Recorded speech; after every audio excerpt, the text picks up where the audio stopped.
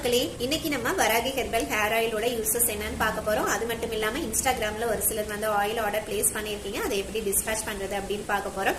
நம்ம Varahi hair oil வந்து முழுக்க முழுக்க மரச்சிக்கு எண்ணெயில இயற்கையா வீட்லயே ரெடி பண்ணியிருக்கோம். இதுல 11 வகையான ஹெர்ப்ஸ் ஆட் பண்ணியிருக்கோம். இரும்பு வடச்சட்டியில இந்த ஹெர்ப்ஸ் எல்லாம் போட்டு அம்மிக்கல்லையே வச்சு அரைச்சு 2 நாள் வந்து இதை அப்படியே அந்த எண்ணெயில ஊற வச்சு உங்களுக்காகவே ஸ்பெஷலா இந்த ஆயில் நாங்க ரெடி பண்ணியிருக்கோம்.